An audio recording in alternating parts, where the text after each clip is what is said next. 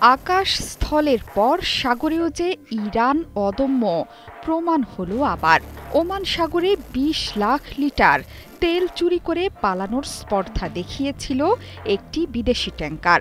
সেই ট্যাংকারকে একরকম ধাওয়া করে জব্দ করে ফেলেছে ইরান।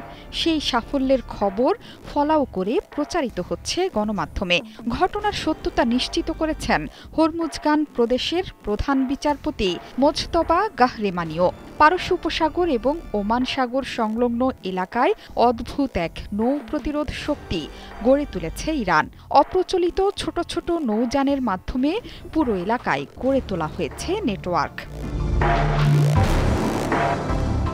ইরানের আধা সরকারি সংবাদ সংস্থা মেহেরে উল্লেখ করা হয়েছে, ওমান উপসাগরে জ্বালানি চোরাচালানের সন্দেহভাজন গতিবিধির নজরদারি চলছিল। সেই সময়ে সন্দেহজনক বিদেশি ট্যাংকার চোখে পড়ে টহলরতদের। এরপরই সেটিকে ধাওয়া করে ইরানের নৌসেনারা। ট্যাংকারের কাছে ছিল না বৈধ কাগজপত্র।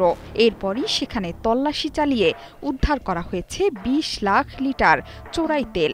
এত পরিমাণ তেল বহন করায় সাথে সাথেই জব্দ করা হয় ওই ট্যাংকারকে।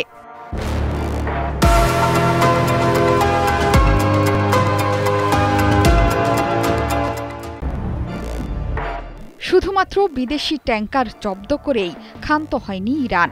এর ক্যাপ্টেন ক্রু সহ অন্তত ১৭ জনকে আটক করে ফেলেছে তেহরান। যদিও জব্দ করা ট্যাংকারের নাম বা এটি কোন দেশের পতাকাবাহী বা আটক ব্যক্তিদের পরিচয় জাতীয়তা সম্পর্কে এখনও কিছু বলেনি তেহরান। এই ঘটনায় একটি মামলাও দায়ের করা হয়েছে। দক্ষিণ ইরানের জাস্ক শহরে জ্বালানির নমুনা পরীক্ষা সহ চলছে আনুষ্ঠানিক তদন্ত। ঘটনার সাথে জড়িত ইরানিদেরও ছাড় দেবে না বলে সাফ জানিয়ে দিয়েছে প্রশাসন। বিদেশিদের সাথে সমন্বয় করে যারা জাতীয় সম্পদ লুটপাটের উদ্দেশ্যে জ্বালানি চোরাচালানে জড়িয়ে পড়েছে তাদের কার্যকলাপ বিচার বিভাগের দৃষ্টি এড়াতে পারবে না বলেও জানান মোজতবা গাহরেমানিও। অপরাধ প্রমাণিত হলে তাদের কঠোর শাস্তি দেওয়ার প্রতিশ্রুতিও দিয়েছেন তিনি। এই জব্দের ঘটনা এমন এক সময়ে ঘটল যখন মাত্র কয়েক মাস আগেই আইআরজিসি উপসাগরে চুরির দায়ে তানজানিয়ার পতাকাবাহী দুটো ট্যাংকার আটক করেছিল। সেখানে ছিল প্রায় ১৫ লাখ লিটার ডিজেল।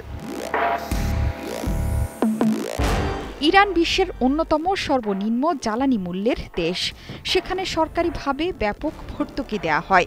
জাতীয় মুদ্রার মান পতনের কারণে কমে গেছে জ্বালানির দরও। এসব কারণে প্রতিবেশী দেশগুলোর স্থলপথ এবং উপসাগরীয় আরব দেশগুলোতে সমুদ্রপথে ব্যাপক হারে জ্বালানি চোরাচালান হয়। তবে সাম্প্রতিক সময়ে সমুদ্রে তেল চোরাচালান রোধে কঠোর পদক্ষেপ নিয়েছে তেহরান। সমুদ্রে অতন্দ্র প্রহরী হিসেবে শত্রুদের মোকাবেলায় দিন-রাত টহল দিচ্ছে আইআরজিসি। জোহরা চৌধুরী, সেতু, ৭১।